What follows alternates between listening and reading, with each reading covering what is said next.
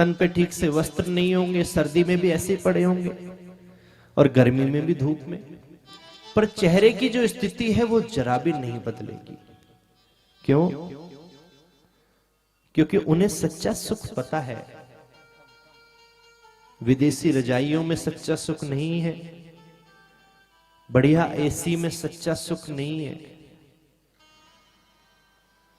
बढ़िया एसी में लेट गए, बड़ा सुख मिल रहा है, थोड़ी देर में फीवर आ गया, एसी बंद करवाया, ठंड लगने लगी। तो अगर सच्चा सुख और आनंद उसमें होता तो बरकरार रहता।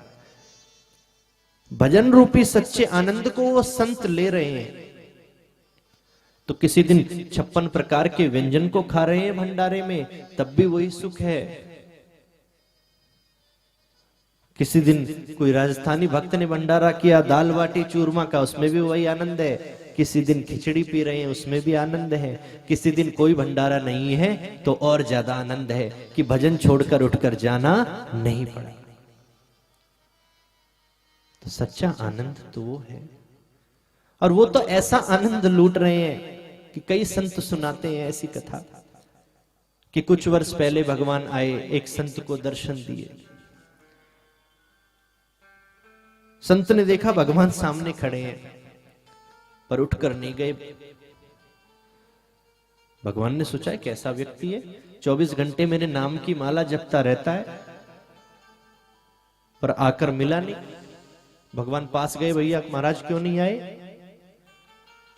बोले पहली बात तो जो मुझे आपके नाम का सुमिरन करने में आनंद आ रहा है ना, वो इतना आनंद है कि मैं यही डर लग रहा है कि अगर इसको रोक दिया तो दोबारा वो आनंद मिलेगा या नहीं।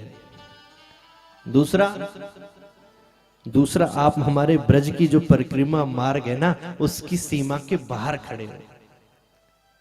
दर्शन देने हैं तो इस ब्रजमंडल में आकर दो। स्वयं नारायण भी आकर ब्रज से बाहर अगर खड़े हो जाएं तो हम वहां जाकर उनके दर्शन में कोई आनंद की अनुभूति नहीं करते। ऐसे ब्रज के संत हैं। और आज भी वो रज ब्रज की कैसी है, भगवान युगल सरकार तो आज भी वहां पर नित्य विहार करते हैं। उनकी क्रीड़ा स्थली है श्रीधाम वृंदावन। लेकिन इतने बड़े बड़े तपस्वी संत जो आज भी वहां रहते हैं,